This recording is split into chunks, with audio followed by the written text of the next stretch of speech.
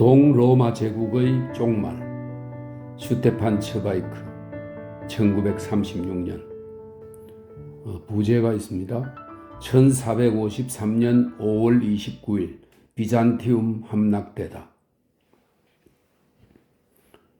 위험이 닥치다. 1451년 2월 5일 슐탄 무라드의 아들인 21살 마호메트는 소아시아에 머물던 중 밀사로부터 부친이 별세했다는 소식을 듣는다. 열정적이면서도 노예한 데가 있는 왕자는 장관과 고문관들에게는 소식을 알리지도 않은 채 제일 좋은 순종말에 올라타고 단숨에 120마일을 달려서 보스포루스까지 와서는 곧장 배를 타고 유럽 해안인 갈리폴리로 건너온다.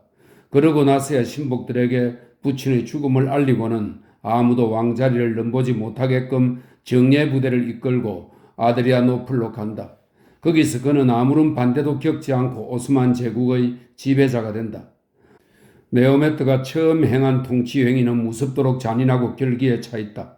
같은 혈통 사람이 왕위를 넘보는 일을 미리 방지하기 위해 어린 동생을 목욕탕에서 익사시킨 것이다. 그뿐만 아니라 자신이 고용한 살인자마저 고처성으로 보내버리는데 여기서 그의 난폭하면서도 치밀하고 강교한 성격을 알 수 있다. 신중한 무라드의 뒤를 이어 다혈질이며 공명심에 불타는 젊은 메흐메트가 오스만 튀르크의 술탄이 되었다는 소식에 비잔티움 제국은 경악한다. 이 젊은 야심가가 한때 세계의 수도였던 비잔티움을 자기 수중에 넣겠다고 맹세하고는 이 과업을 이루기 위해 밤낮 없이 전략을 짜고 있다는 사실은 수많은 연탄군을 통해 널리 알려져 있다. 게다가 다들 한 목소리로 새 군주의 군사적 외교적 수완이 비상하다고 보고한다. 메흐메트는 두 얼굴의 사나이이다. 신앙심이 깊으면서도 잔인하고 열정적이면서도 음흉하다. 라틴어로 쓰인 카이사르의 저술과 로마인들의 정기를 읽을 정도로 박식하고 예술을 사랑하는 사람인 동시에 마구잡이로 사람을 죽이는 야만인이다. 우수에 찬 고운 눈매와 날카롭게 매부리 코를 가진 이 남자는 지칠 줄 모르는 일꾼이며 저돌적인 군인인데다가 파렴치한 외교가이다. 그런데 그는 이런 위험한 능력들을 단 하나의 야망에 집중해서 쏟아붓고 있다. 그의 할아버지 바야제트와 아버지 무라드는 신흥국 오스만 튀르크가 유럽보다 군사적으로 우위에 있음을 처음으로 과시했는데 메흐메트는 이 둘의 업적을 뛰어넘고자 한다. 그렇다면 그가 먼저 손을 뻗칠 대상이 비잔티움이라는 것은 불을 보듯 뻔하다. 비잔티움은 콘스탄티누스와 유스티니아누스 황제가 일구어낸 대제국에서 마지막으로 남은 찬란한 보석이 아닌가. 이 보석은 사실 무방비 상태여서 누구든 단호히 주먹을 휘두른다면 낚아챌 수 있을 정도 지경이다. 한때 동로마 제국은 페르시아에서 알프스에 이르는 광활한 영토를 소유했다. 아시아의 사막까지 뻗어나갔고 여러 달 말을 달려도 끝이 보이지 않을 만큼 세계적 대제국이었다. 그런 대제국이 이제는 걸어서 3시간이면 그 떠니 다 둘러볼 수 있는 소국이 되었다. 비통하게도 왕년의 비잔티움 제국은 몸뚱아리 없는 머리 신세가 되어 영토를 몽땅 잃고 수도만 달랑 가지고 있다. 콘스탄티누스 1세가 예전의 비잔티움에 세운 콘스탄티노플이 제국 전부이다. 이 비잔티움 중에서도 오늘날 스탄불이라 불리는 일부 지역만이 현 황제의 소유이다. 갈라타 지역은 제노바 공화국에 도시를 둘러싼 성벽 바깥 지역 전부는 오스만 튀르크에게 넘어간 지 오래다. 마지막 황제는 겨우 손바닥만한 크기의 비잔티움 제국을 다스리고 있다. 이 제국은 교회와 궁정과 한무더기의 집들 주위를 거대한 성벽이 에워싸고 있는 도시국가에 불과하다.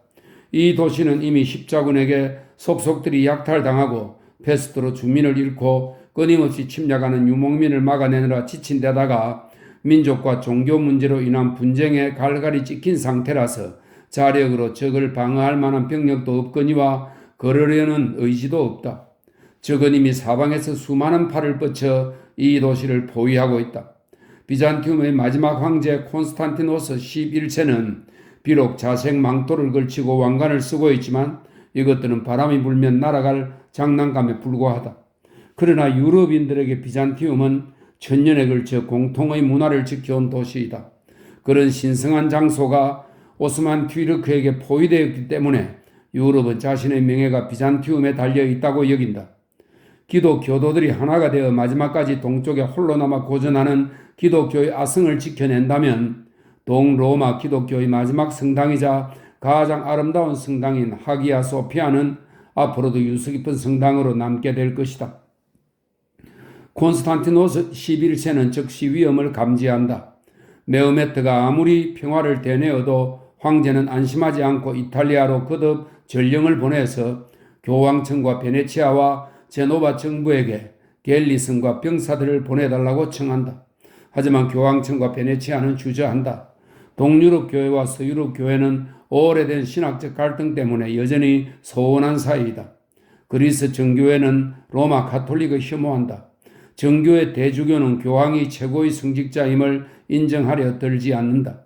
이미 수년 전 오스만 튀르크가 한창 압박해올 즈음 페라라와 피렌체에서 열린 두 공의회에서 양측은 동서교회의 통합을 결정했고 그 대가로 서유럽은 오스만 제국으로부터 비잔티움을 보호하기로 약속한 바 있다.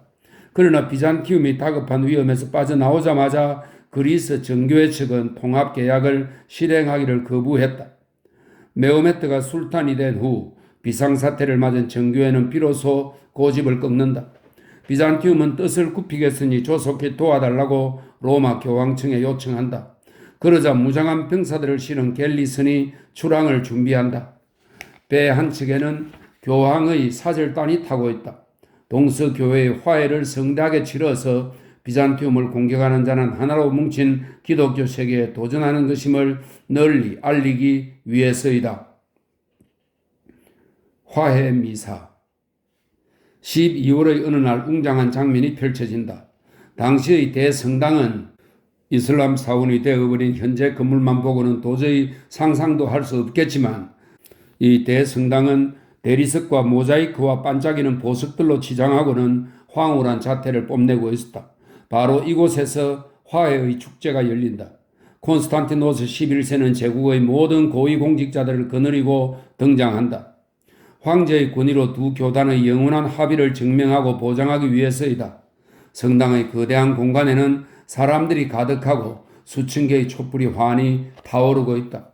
교황의 사절인 이시도루스와 정교의 대주교인 그레고리우스가 제단 앞에서 사이좋게 미사를 집전한다. 교황의 이름이 기도에 언급된 건 이 교회에서는 처음 있는 일이다.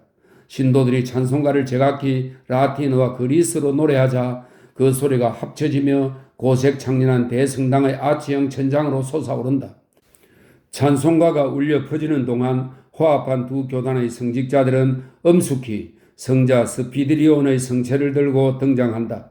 동유럽과 서유럽의 각기 다른 두 신앙이 영원히 합쳐진 듯하다. 오랜 세월 폭력이 난무하던 끝에 드디어 유럽은 하나라는 이념과 의미가 되살아난 것이다.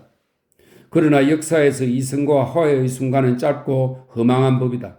교회에서 양측이 함께 기도를 올리며 경건이 하나가 되는 동안 교회 밖의 수도원 방구석에서는 박식한 수도사 게나디오스가 로마 가톨릭을 비방하며 진정한 신앙을 배신해서는 안 된다고 열을 올리고 있다. 이성적인 사람들이 화합의 띠를 엮는 동안 광신자들은 다시금 그 띠를 풀어버린다.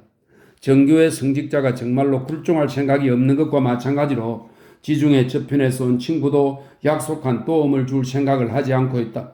서유럽은 갤르슨 몇 척과 병사 200~300명을 거리로 보낸 후 이 도시를 운명에 내맡겨 버린다. 전쟁이 시작되다. 전쟁 채비를 하는 전제 군주는 준비를 완벽히 하기 전에는 평화를 거듭 강조하곤 한다.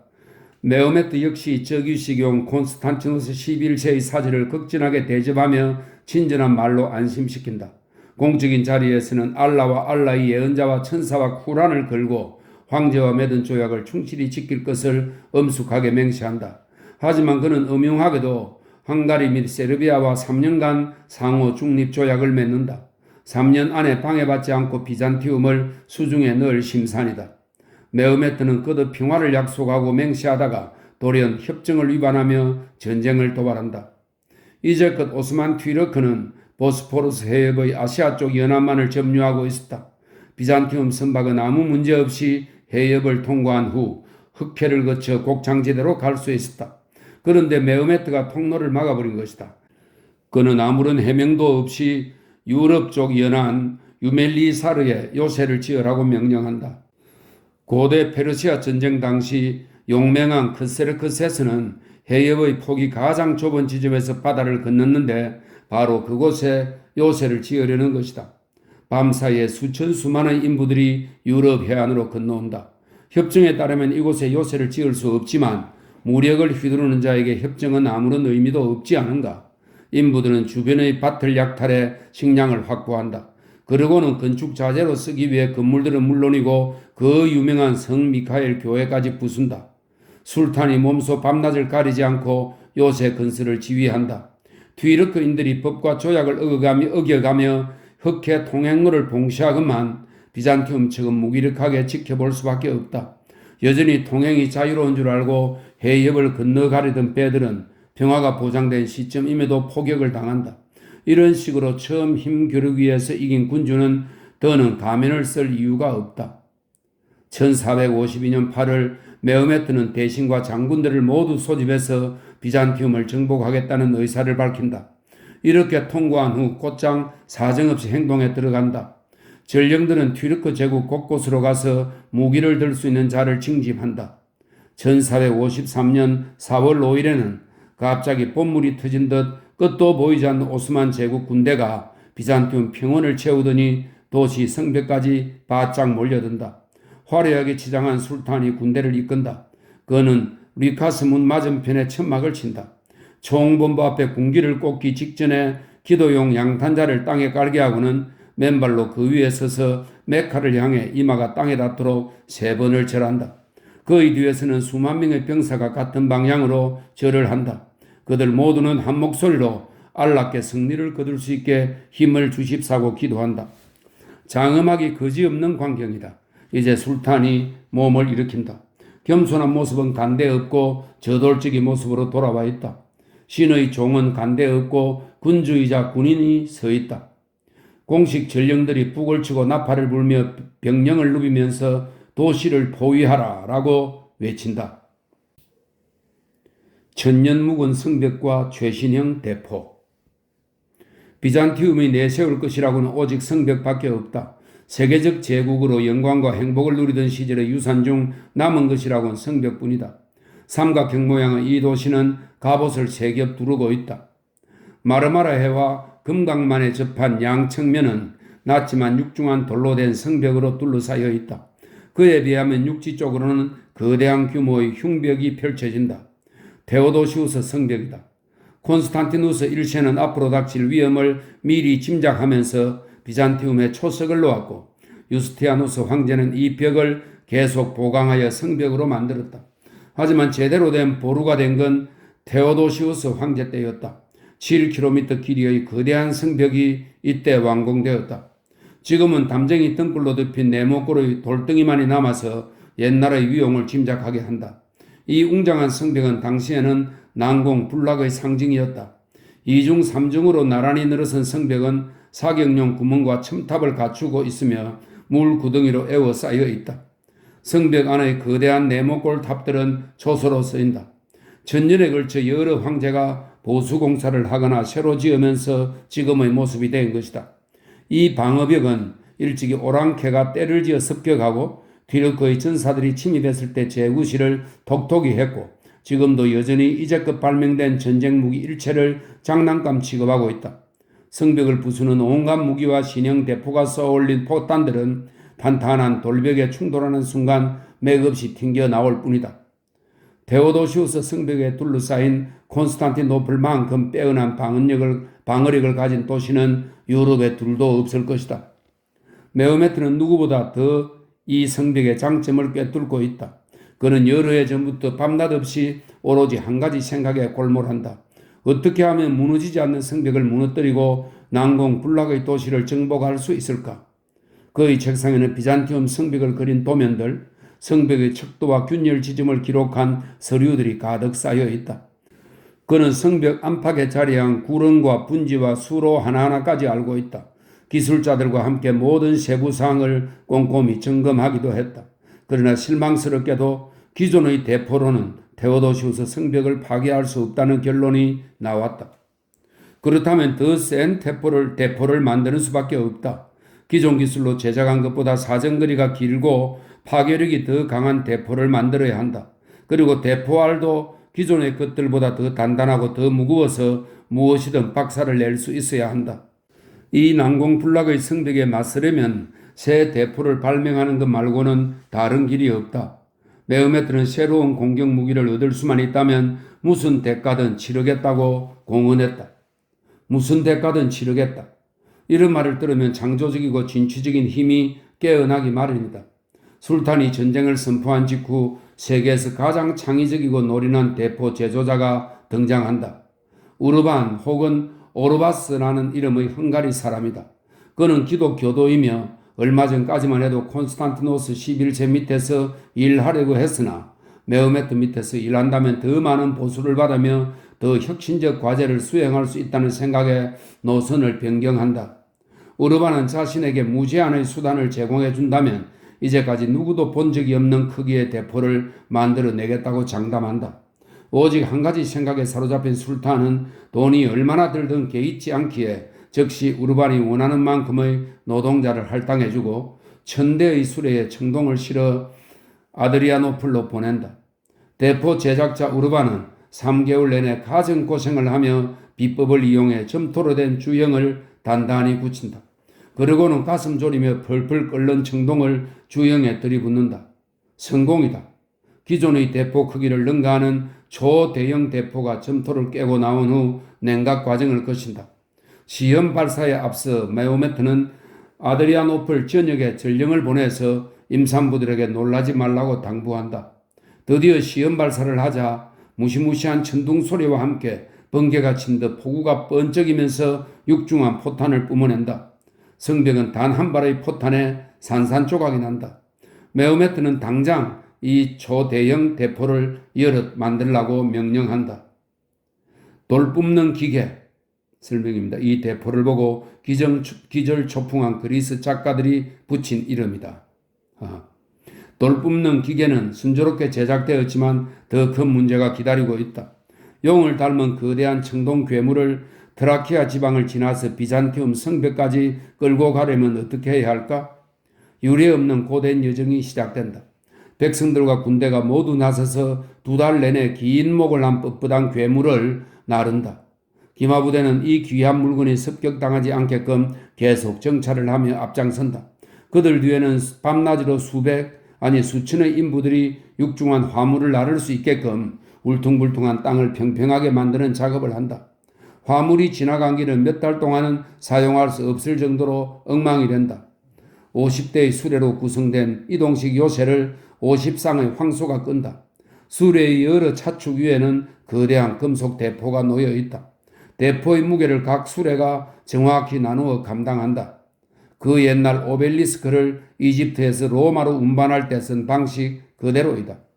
200명의 장정이 차체 무게로 흔들리는 포신을 양옆에서 계속 받치는 동안 50명의 마부와 목수들은 나무 바퀴를 갈아 끼우거나 기름을 바르고 버팀목을 보강하고 다리를 놓느라 쉴 새 없이 분주하다. 이 거대한 행렬은 느려 터진 황소걸음으로 산과 들을 지나 한 발짝 한 발짝 전진한다. 마을을 지날 때면 청동 괴물을 보고 놀란 농부들이 성호를 걷는다. 그들 눈에는 전쟁의 신이 하인과 사제들을 거느리고 한 나라에서 다른 나라로 옮겨가는 듯 보인다. 하지만 바로 뒤에 같은 주형에서 제조된 다른 대포들이 같은 방식으로 운반된다. 인간의 의지는 다시 한번 불가능한 것을 가능하게끔 했다. 어느새 20에서 30개의 괴물들이 비잔티움을 향해 시꺼먼 주둥아리를 쩍 벌리고 있다. 이로써 중화기가 전쟁의 역사에 처음으로 등장한다.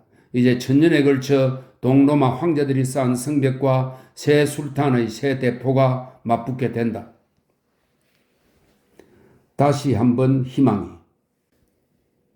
거대한 대포들은 서서히 집요하게 번갯불을 내뿜으며 매서운 힘으로 비잔티움 성벽을 야금야금 부순다. 처음에는 하루에 대포 한 대가 6발 또는 7발의 포탄을 쏘는 정도이다. 그러나 메어메트는 날마다 새로 도착한 대포를 추가한다. 대포알이 적중할 때마다 먼지와 파편이 일면서 성벽에 돌이 떨어져 나가고 틈이 새로 생긴다. 밤이면 포위된 사람들은 나무 울타리와 아마포를 뭉친 것으로 아쉬운 대로 구멍들을 메우지만 그것은 이미 웬만한 공격에는 끄떡없던 예전의 탄탄한 성벽이 아니다. 성벽 안에 있는 8,000명 시민은 운명의 시간이 임박했음을 알고는 절망한다. 때가 되면 메오메트의 15만 대군이 구멍이 뻥뻥 뚫린 요새로 치고 들어올 것이다. 더 늦기 전에 유럽의 기독교 세계가 예전의 약속을 기억해내야 한다. 여자들은 아이를 데리고 온종일 성당의 성치함 앞에서 무릎을 꿇고 기도를 올린다. 망루의 병사는 오스만 제국의 배들이 들끓는 마리마라 해에 약속한 대로 교황과 베네치아 시가 보낸 구원 함대가 나타나기를 고대하며 밤낮으로 망을 본다. 마침내 4월 30일 새벽 3시경 신호가 반짝인다. 멀리서 돛이 보인다. 기대했던 만큼 대규모의 기독교 함대는 아니지만 큼직한 세 척의 제노바 배가 바람을 타고 서서히 다가오고 그 뒤에는 조금 작은 곡물 수송선이 다른 세 척의 보호를 받으며 오고 있다. 콘스탄티노플 사람들은 죄다 열광하며 구원군을 환영하려고 바다 쪽 성벽으로 몰려든다. 그러나 메흐메트 역시 군주의 천막에서 나와 미친 듯이 항구를 향해 말을 달린다. 그러고는 항구에 정박 중인 함대에게 어떻게 해서든 배들이 비잔티움 항구가 있는 금강만으로 진입하는 것을 막으라고 명령한다. 오스만 제국의 함대는 150척이나 되는 배로 이루어져 있지만 배들의 크기는 훨씬 작다. 즉시 함대는 수천 개의 노를 저으며 바다로 나간다. 쇠 갈고리와 불화살과 투석기로 무장한 150척의 쾌속 범선은 4척의 갤리선에 다가가지만 육중한 4척의 배는 바람을 타고 달리며 뒤늦게 함대를 따돌린다. 위풍당당하게 돛을 잔뜩 부풀린 4척의 배는 소리 지르며 화살을 쏘아대는 적을 무시한 채 안전한 금강만을 향해 간다. 이들이 만으로 들어간 후 스탄불에서 갈라타에 이르는 저 유명한 쇠사슬이 만을 차단하면 제노바의 배들은 공격을 당할 위험이 없이 안전하게 정박할 수 있다.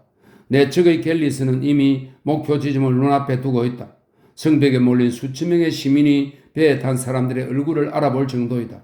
벌써 성한 사람들은 남녀를 불문하고 무릎을 꿇고는 구원을 베푸신 하나님과 성인들께 감사 기도를 올리고 있다. 항구에서는 구조선을 맞이하기 위해서 쇠사슬을 물속 깊이 내리려는 참이다. 그때 섬뜩한 일이 일어난다. 바람이 갑자기 멎은 것이다. 4척의 갤리스는 마치 자석에 들러붙은 것처럼 바다 한복판에서 꿈쩍도 못하고 있다. 몇 분만 훌쩍 뛰면 닿을 거리에 안전한 항구가 있는데 말이다. 노젓는 배에 탄 적의 무리는 신이 나서 괴성을 지르며 꼼짝 못하고 바다 가운데 4개의 탑처럼 솟은 배로 달려든다. 위풍당당한 뿔을 가진 수가슴을 물어뜯는 사냥개 떼처럼 작은 배들은 큰 배의 옆구리에 갈고리를 걸고는 나무로 된 선체를 도끼로 내리찍는다. 큰 배를 침몰시키려는 것이다. 뒤늦게 병사들은 연달아서 닷줄을 타고 오르며 횃불과 불쏘시개를 적의 배로 던져 넣는다. 오스만 함대의 수장은 주저없이 자신의 지휘선을 몰고 가서 수송선을 들이박는다. 어느새 두 배는 씨름 선수들처럼 서로 엉킨다.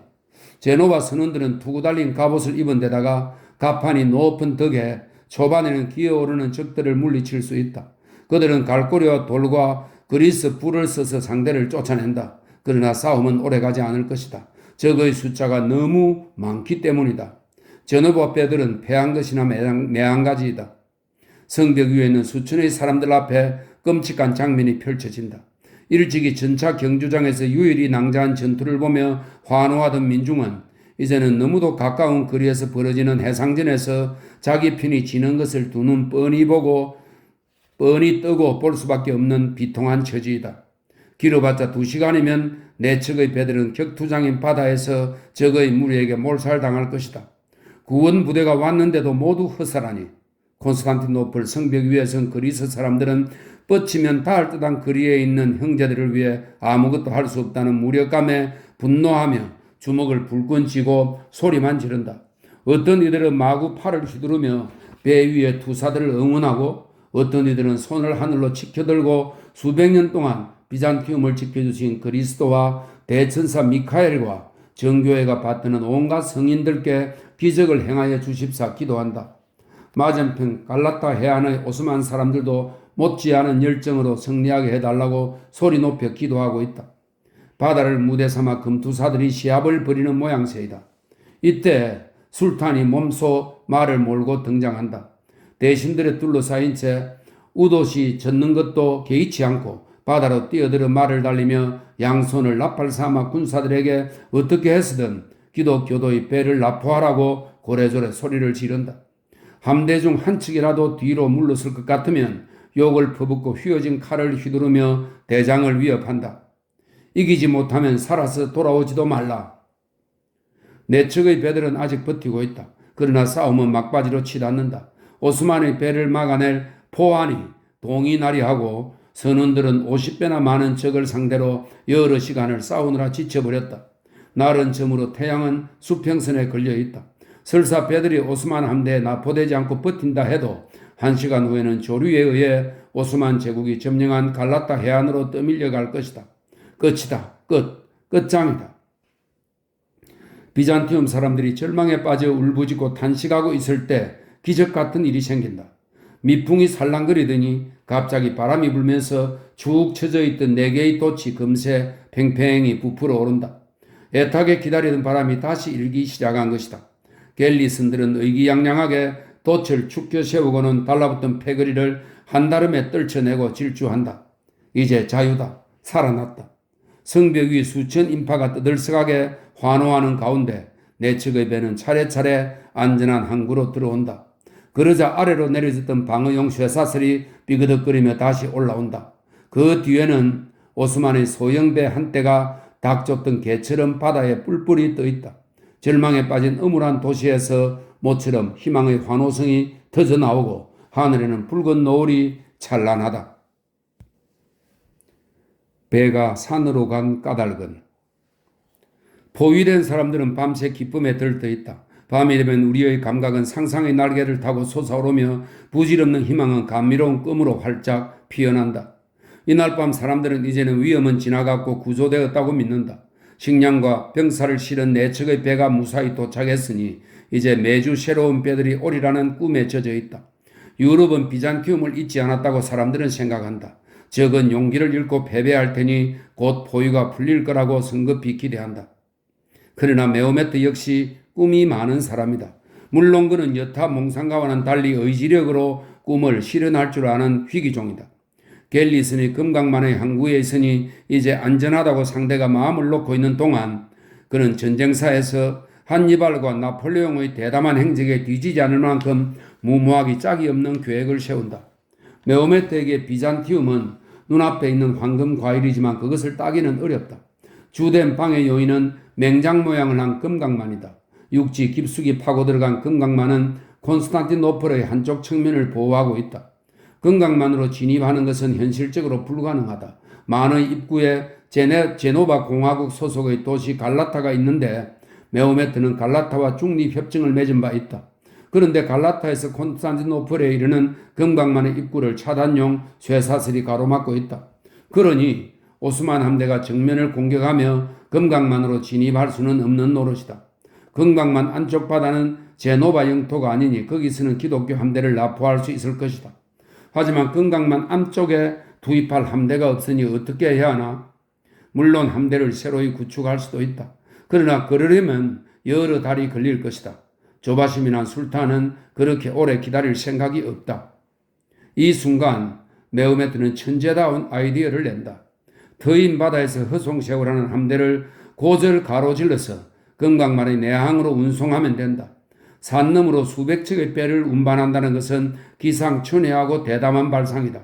그런 일은 애당초 허무맹랑하고 불가능하게 보이기에 비잔틴 사람들과 갈라타에 거주하는 제노바 사람들은 전략을 논의할 때 그런 가능성을 아예 고려하지도 않았다. 고대 로마와 한 세기 전 오스트리아 역시 한니발과 나폴레옹이 재빨리 알프스를 넘어올 가능성을 고려하지 않았다.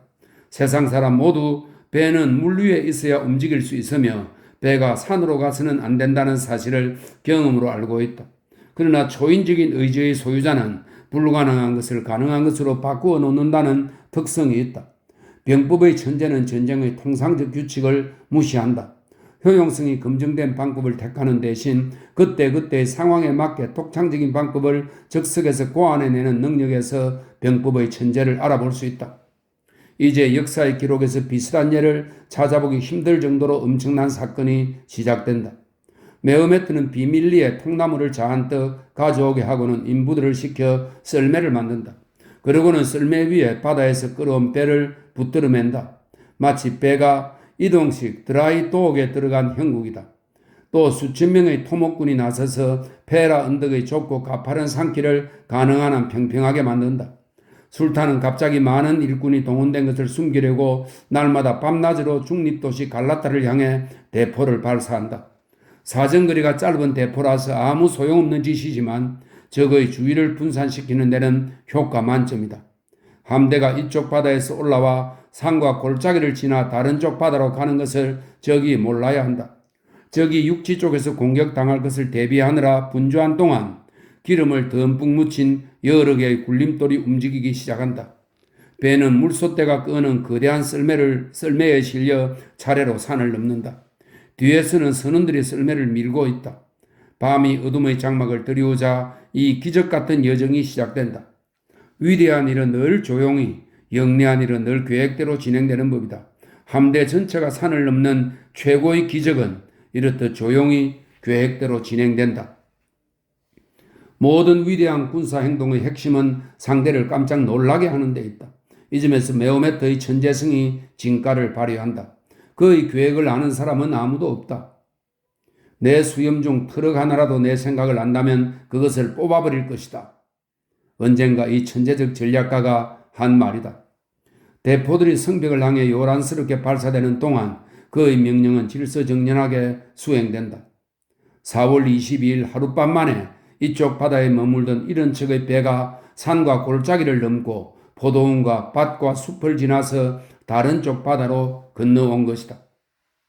다음 날 아침 비잔티움 시민들은 눈앞의 광경을 보면서 악몽을 꾸고 있다고 생각한다. 유령의 장난일까? 아무도 들어올 수 없으리라 여겼던 금강만 안쪽에 적국의 함대가 유유히 떠다니지 않는가. 적기를 꽂은 배들은 튀르크인들이 가득하다. 시민들은 눈을 비비면서 이런 기적 같은 일이 과연 가능한지 당황해한다. 그러나 적은 벌써 성벽과 항구 아래에서 나팔과 심벌저와 북을 울리며 환호한다. 술탄의 군대는 기상천외한 기습을 감행함으로써 좁은 중립지역 갈라타를 제외한 금강만 전 지역을 손에 넣는다. 기독교 함대는 이 좁은 중립지역에 고립되어 버린다. 술탄은 이제 편안히 배다리를 이용하여 티르크 군대를 상대적으로 약한 측면 성벽에 배치할 수 있다. 비잔티움 지도부는 취약한 측면이 위험에 처하자 원래 얼마 남지 않은 방어병력을 넓은 지역에 나누어 배치한다. 그러니 병력은 더 약해질 수밖에 없다. 메오메트의 무쇠 주먹이 먹잇감의 목을 점점 더 강하게 조이고 있다. 원군을 찾아 나선 12영웅. 포위된 사람들은 이제 현실을 외면할 수 없다. 측면 지역마저 뚫려버렸으니 오래 버티기는 어려울 것이다.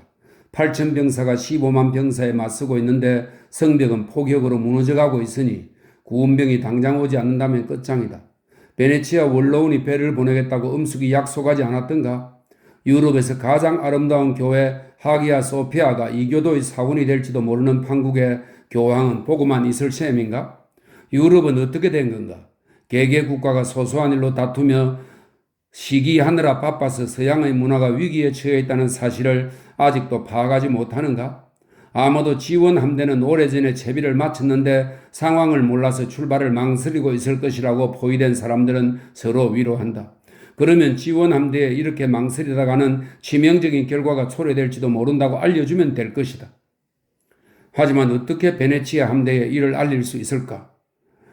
마르마라 해에는 오스만 제국의 배들이 진을 치고 있다.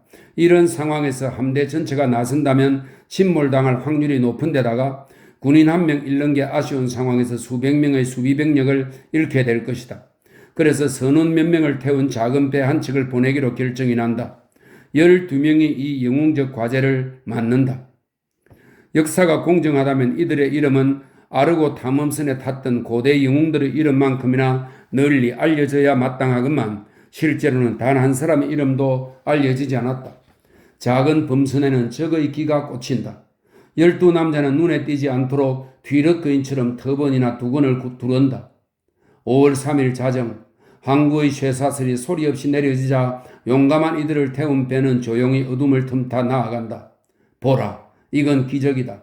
작은 배가 들키지 않고 다르다넬스 해협을 통과해 에게해로 들어간 것이다. 상식 밖으로 대담하게 굴면 적의 허를 찌르는 법이다.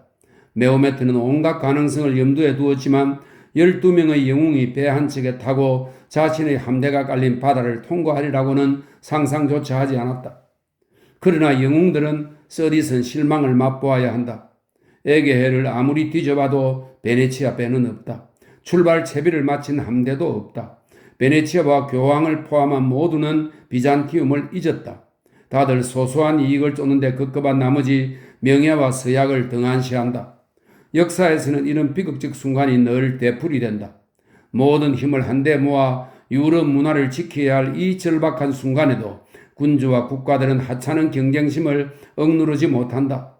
제노바는 베네치아를, 베네치아는 제노바를 이기려고 들기에 양측은 잠시나마 힘을 합쳐 공동의 적에 대항할 생각조차 않는다.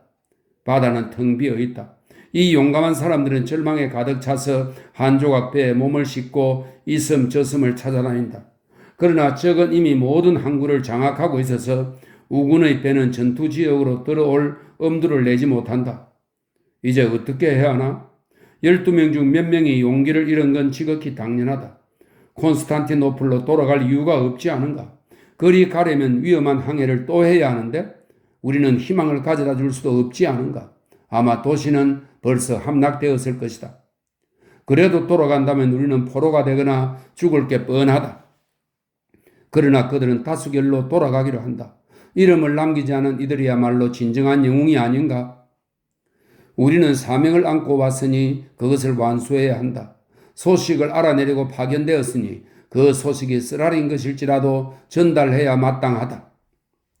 그렇게 해서 이 작은 배는 홀로 용감히 적의 함대가 포진한 다르다넬스 해협과 마르마라 해를 뚫고 돌아간다. 5월 23일은 배가 출항한 지 20날째다. 콘스탄티노플 사람들은 배가 이미 난파했다고 여겼기에 소식을 가지고 돌아오리라는 기대는 하지 않았다. 그런데 갑자기 성벽에 있던 파수꾼 몇 명이 깃발을 흔든다. 작은 배 한 척이 필사적으로 노를 저으며 건강만 안으로 다가오고 있다. 성 안에서 우레와 같은 함성이 터져 나오자 뒤럭거인들은 그제야 뻔뻔스럽게도 뒤럭거 깃발을 달고 뒤럭거 해역을 지나는 범선에 적들이 타고 있음을 알아차린다. 그들은 사방으로 배를 띄워서 적선이 안전한 항구로 들어가기 전에 납포하려 한다. 한순간 비잔티움은 유럽이 자신을 잊지 않았고 저 배를 전령으로 먼저 보냈다는 행복한 희망에 젖어서 목이 터지라 환호한다. 저녁이 되었어야 쓰라린 진실이 퍼진다. 기독교 세계는 비잔티움을 잊어버렸다. 포위된 사람들은 고립무원의 처지이다. 자력으로 위험에서 벗어나는 수밖에 다른 도리가 없다. 폭풍 전야. 6주 동안 거의 날마다 전투를 하다 보니 술탄은 초조해졌다. 우르반의 대포는 성벽 여러 곳을 파괴했지만 그가 지시한 돌격 전투는 여태까지 처참하게 실패했다. 야전 사령관에게는 이제 두 가지 선택만이 남아있다. 포위를 풀던가 아니면 여태까지 여러 차례 했던 개별 공격과는 다른 결정적인 공격전을 감행하던가 해야 한다. 메오메트는 군사회의를 소집해서는 열정적인 의지로 신중파를 몰아붙인다. 5월 29일 대규모 돌격을 하기로 결정이 났다. 술탄은 늘 그렇듯이 결연히 돌격을 준비한다. 축제일이 정해진다. 이제 15만 대군은 총지휘관에서 졸병까지 이슬람교가 정한 축제 의례를 하나도 빠짐없이 이행해야 한다. 다들 7번 목욕을 하고 하루 3번 격식을 갖추어 기도한다. 그리고는 대포로 총공세를 가하기 위해서 남아있는 화약과 탄환이 모조리 동원된다. 도시를 함락시키는 게 목표다. 각 부대가 공격에 적합하게끔 배치된다. 메오메트는 이른 아침부터 밤까지 한숨도 쉬지 않는다. 금강만에서부터 마르마라해 전역에 펼쳐진 대규모 병력을 말을 타고 완주한다. 천막마다 일일이 들러서는 장군들을 직접 격려하고 군사들에게 사기를 불어넣는다. 그는 인간 심리에 대해서도 일각에는 있기에 어떻게 하면 15만 대군의 사기를 최고도로 끌어올릴지 알고 있다. 그는 무시무시한 약속을 한다. 명예를 걸고 그 약속을 철저히 지키겠지만 그렇게 함으로써 불명예를 떠안게 될 것이다. 전령들은 북을 치고 나팔을 불며 이 약속을 사방에 알린다. 나 메흐메트는 알라의 이름으로 무함마드를 비롯한 사천 예언자의 이름으로 맹세한다. 내 아버지 술탄 무라드의 영혼과 내 자식들의 목숨과 내 칼을 걸고 맹세한다. 병사들이 도시를 함락시킨다면 사흘 동안 아무런 제한 없이 약탈할 권리를 줄 것이다. 이 성벽 안에 있는 것은 무엇이든 모두 다 승리한 병사들의 것이다. 집기와 재물, 장신구, 보석, 주화와 보물, 남자, 여자, 아이들이 몽땅 병사들의 것이다. 나 술탄은 동로마 제국 최고의 요새를 정복했다는 명예만으로 족하기에 아무것도 취하지 않을 것이다. 병사들은 이 야만스러운 고지를 듣고는 떠들썩하게 환호한다. 수천 명이 귀가 먹먹하게 환호하며 목청껏 알라를 외치는 소리가 폭풍이 되어 급에 질린 맞은편 도시를 덮친다. 야그마, 약탈을 하겠다는 것이다. 이 야그마라는 말이 병령 가득 울려 퍼지며 북소리, 심벌저, 나팔 소리에 녹아든다. 밤이 되자 병령은 성대하게 물결치는 빛의 바다로 변한다. 성한 사람들은 셀 수 없이 많은 횃불과 촛불들로 환히 빛나는 저 너머 평원과 언덕을 두려움에 떨며 바라본다. 적들은 나팔과 피리를 불고 북과 탬버린을 쳐대며 승리를 미리 축하하고 있다. 마치 이교도의 사제가 제물을 바치기 전에 요란스럽게 잔인한 의식을 거행하는 꼴이다. 그러나 자정쯤 메호메트의 명령이 떨어지기가 무섭게 불이란 불은 모조리 꺼지고 수천 병사가 내지르던 뜨거운 함성도 졸지에 잦아든다. 불쑥 적막이 찾아오고 어둠이 깔린다. 찬란히 불을 밝히고 목청껏 환호하는 적들을 떨며 지켜보던 사람들에게는 갑작스러운 적막과 어둠이 더 무섭다. 하기야 소피아에서 마지막 미사를 치르다. 포위된 사람들은 굳이 염탐꾼이 없어도 자신들에게 닥칠 일을 잘 알고 있다.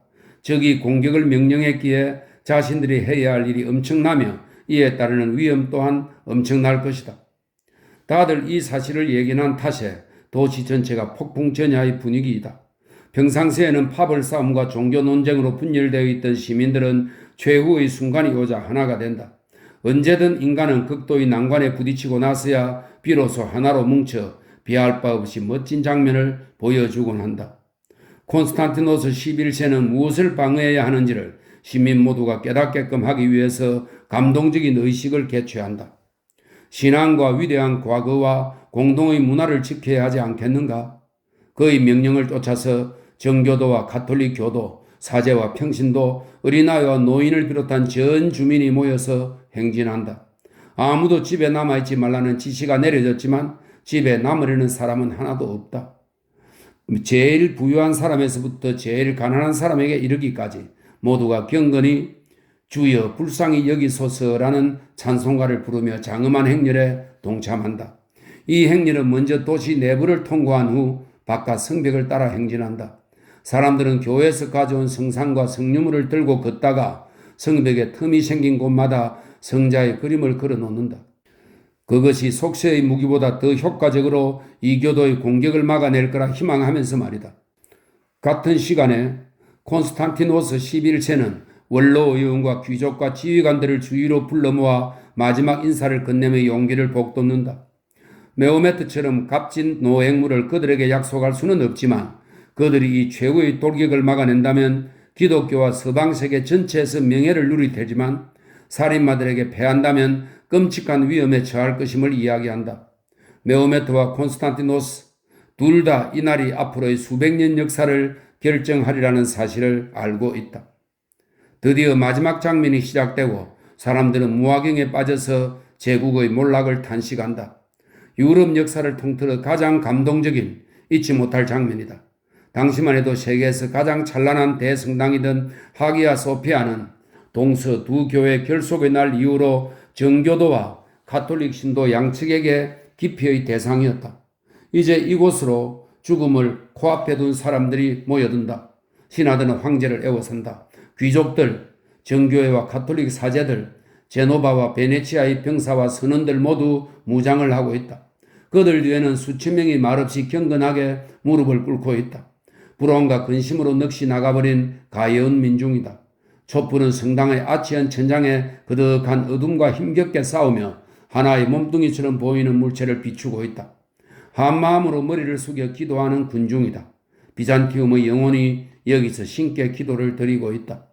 정교의 대주교가 큰 목소리로 선창하면 합창단은 노래로 화답한다. 다시 한번 음악이 서양의 성스럽고 영원한 목소리가 이 공간에 울려 퍼진다. 그러고서 황제를 필두로 한 사람씩 제단 앞으로 나가서 신앙의 위안을 얻는다. 멈추지 않는 기도 소리가 파도가 되어 둥근 천장까지 밀려들며 울려 퍼진다. 동로마 제국 최고의 미사이자 제국을 장사 지내는 미사가 시작되었다. 기독교 신앙은 유스티니아누스 황제가 세운 성당에서 이렇게 마지막으로 숨을 쉬었다. 너무나도 감동적인 의식을 마친 후 황제는 잠시 궁으로 돌아간다. 자신의 신하와 하인들에게 지금껏 자신이 저지른 모든 잘못을 용서해달라고 빌기 위해서이다. 그러고 나서는 말에 올라타고 이쪽 끝에서 저쪽 끝까지 성벽을 따라달리며 병사들을 격려한다. 같은 시간 그의 호적수 메오메트 역시 똑같은 일을 하고 있다. 어느새 밤이 깊었다. 아무런 음성도 들리지 않고 무기가 삐걱대는 소리도 들리지 않는다. 그러나 성 안의 수천 명은 격앙된 심정으로 날이 밝으면 찾아올 죽음을 기다리고 있다. 이친문 케르카포르타. 새벽 1시에 술탄은 공격명령을 내린다. 거대한 군기가 펼쳐지고 10만 대군은 그저 알라 알라 알라를 외치며 무기와 사다리, 밧줄과 갈고리를 들고서 성벽으로 돌진한다. 북이란 북은 모조리 쿵쾅거리고 나팔 소리가 요란하다. 심벌저와 피리가 날카로운 소리를 내며 사람들은 고함을 지르고 대포가 꽝꽝 댄다. 이 모두가 뒤엉키며 태풍이 몰아치는 소리가 난다. 우선 비정규군 바시바조우크가 성벽으로 인정사정 없이 내몰린다. 반벌거숭이 천민들을 버리는 패로 먼저 투입해서 적을 지치게 한 다음 핵심 부대가 나서서 결정적 타격을 가하는 게 술탄의 전략이다. 그들은 아군의 채찍에 쫓겨 100개의 사다리를 들고 어둠을 뚫고 돌진해서는 성첩을 향해 기어오른다. 그러다가 밀려 떨어져도 다시 공격하기를 거듭한다. 그들에게는 퇴로가 없다. 뒤에 핵심 부대가 버티고 서서 계속 몰아붙이기 때문에 죽을 게 뻔하지만 돌격하는 수밖에 없다.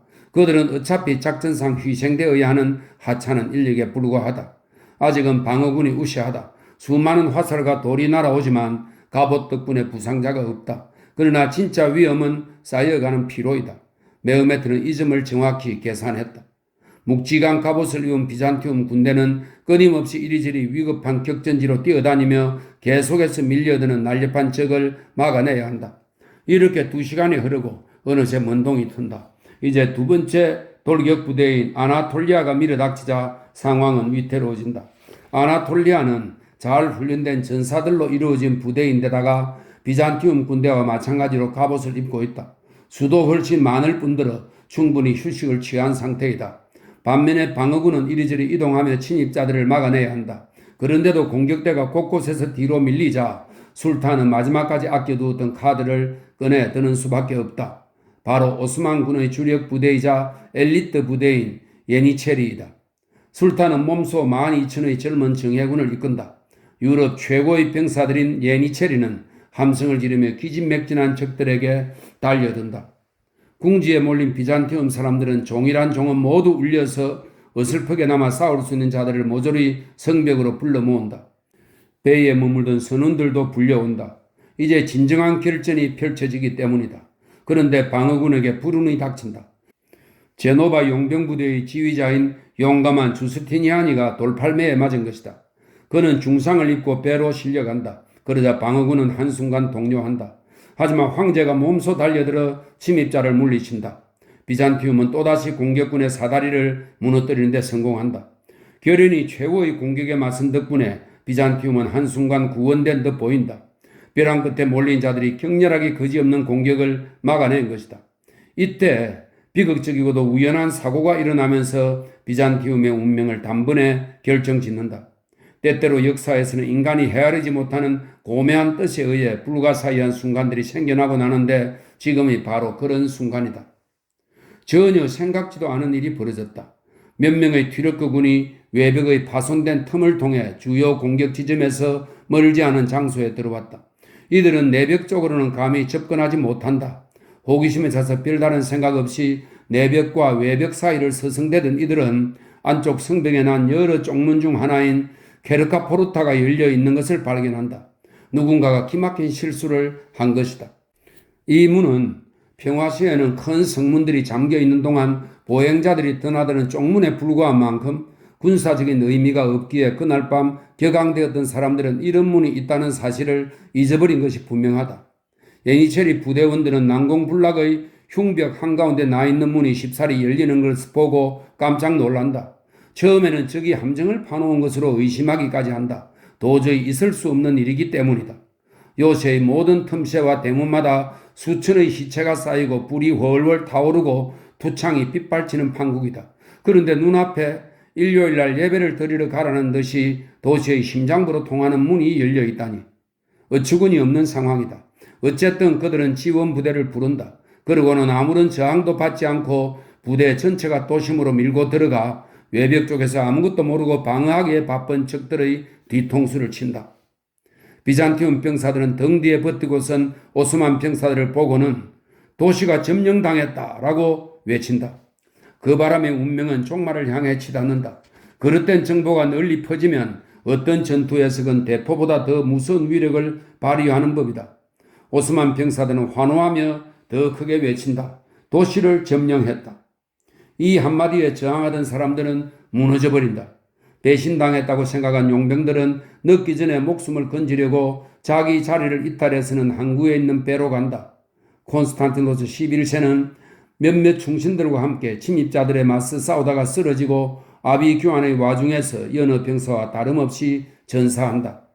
다음날 시체 더미에서 황금 독수리가 수놓은 자색 신발이 발견되고 나서야 사람들은 동로마 제국의 마지막 황제가 로마의 전통을 따라 명예롭게 제국과 운명을 같이 했음을 알게 된다. 케르카 포르타를 쉽게 잠그는 것을 잊어버린 지극히 하찮은 우연한 사건이 세계사를 결정지은 것이다. 십자가가 내려지다. 때때로 역사는 숫자로 장난을 친다. 정확히 1000년 전에 수도 로마는 반달족에 의해 약탈당했는데 이제 비잔티움이 약탈을 당한다. 승리한 메오메트는 자신의 병사들에게 한 끔찍한 약속을 지킨다.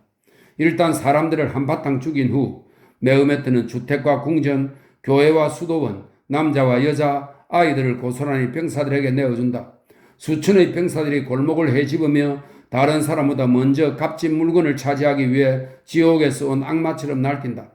교회들이 먼저 약탈을 당한다. 거기에는 황금 직기와 온갖 보석들이 빛을 발하고 있기 때문이다. 병사들은 일단 어떤 집에 침입하면 즉시 자기 깃발을 꽂아서 뒤따르는 자에게 여기 있는 것은 이미 자기의 것임을 알린다. 그들은 보석이나 옷감, 돈같이 들고 갈 수 있는 물건을 약탈하는 데 그치지 않는다. 여자들은 하렘에 넣기 위해서, 남자와 아이들은 노예로 팔기 위해서 잡아들인다. 교회로 도망쳤던 불쌍한 사람들을 채찍질하며 무더기로 끌어낸다. 늙은이들은 상품 가치도 없이 쓸데없이 밥만 축내는 골칫덩이니 죽여버린다. 젊은이들은 가축처럼 한때 엮여 끌려간다. 오스만 백성들은 재물을 빼앗을 뿐만 아니라 아무 의미도 없는 파괴를 일삼는다. 예전에 십자군들 역시 끔찍이도 약탈이 되었지만 값진 성물과 예술품들은 남겨두었는데 이제 그것들마저 미쳐 날뛰는 정복자들에 의해 부서지고 찢기고 어스러진다. 값진 그림이 망가지고 빼어난 조각상이 박살이 난다. 수백 년의 지혜가 담긴 책들, 불멸의 자산인 그리스의 사상과 문학을 후세에 전해주어야 할 책들이 불태워지거나 함부로 버려진다. 저 운명의 순간에 열려있는 케르카 포르타를 통해 얼마나 끔찍한 재앙이 들이닥쳤는지 로마와 알렉산드리아와 비잔티움이 약탈당함으로써 정신세계가 얼마나 큰 손실을 겪었는지를 인류는 제대로 가늠할 수 없을 것이다. 승리의 날, 사륙이 끝난 오후에야 메오메트는 점령된 도시로 들어온다.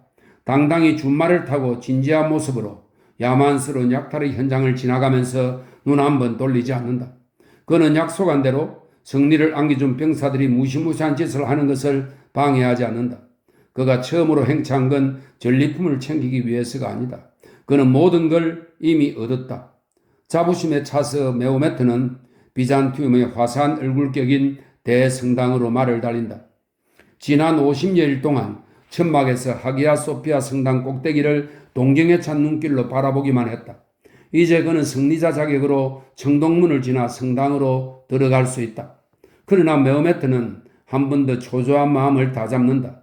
알라께 이 교회를 영원히 바치기에 앞서 감사를 드리려는 것이다. 술탄은 겸허히 말에서 내려 바닥에 이마를 대고 기도한다. 그러고는 흙을 한 줌 집어 자기 머리에 뿌린다. 자신은 언젠가는 죽을 존재에 불과하니 승리에 자만해서는 안 된다는 사실을 기억하기 위해서이다. 신께 자신을 낮추고 난 후에야 술탄은 몸을 일으켜서 성스러운 지혜라는 이름을 지닌 하기야 소피아 성당을 들어선다. 알라의 첫째 종복이 유스티니아누스 황제가 세운 대성당에 들어선 것이다. 술탄은 호기심에 차서 장엄한 건물을 관찰한다. 대리석과 모자이크로 빛나는 더 높은 원형 천장, 어둠 속에서 빛을 향해 솟아오른 섬세한 아치에 넋을 잃는다. 기도의 공간인 이 장엄한 궁전은 술탄의 것이 아니라 신의 것임을 느낀다. 그는 즉시 고위 성직자를 불러들인다. 성직자가 설교단에 올라가서 무함마드의 복음을 선포하는 동안 술탄은 얼굴을 메카로 향하고는 기독교 대성당에서 세계의 지배자이신 알라께 첫 기도를 올린다. 다음날 기술자들은 기독교 신앙의 표식 모두를 제거하라는 명령을 받는다. 제단들이 잘려 나오고 경건한 내용을 담은 모자이크는 석회로 덮인다. 그리고 십자가가 꼬박 1000년을 하기야 소피아 지붕 위에서 지상의 온갖 고통을 감싸려고 두 팔을 벌리고 높이 서 있던 십자가가 쿵 소리를 내며 바닥으로 털썩 떨어진다. 둔탁한 소리가 교회를 지나서 멀리까지 울려 퍼지는 바람에 전 유럽이 들썩인다. 십자가가 내려졌다는 소식에 로마와 제노바, 베네치아와 피렌체는 소스라친다. 이 소식은 경고하는 천둥소리처럼 프랑스와 독일로 건너간다. 유럽 세계는 자신이 어리석게도 관심을 두지 않은 탓에 이 친문 케르카 포르타를 통해 파괴적 폭력이 운명처럼 들이닥쳤음을 깨닫고 몸서리를 친다. 이 파괴적 폭력은 수세기에 걸쳐 유럽의 힘을 붙들어 매고 마비시킬 것이다. 그러나 후회해봤자 잃어버린 순간은 돌아오지 않는다. 한 인간의 삶에서나 역사에서나 마찬가지 이치이다. 한순간의 실수로 그르친 것은 1000년을 들여도 되돌릴 수 없다.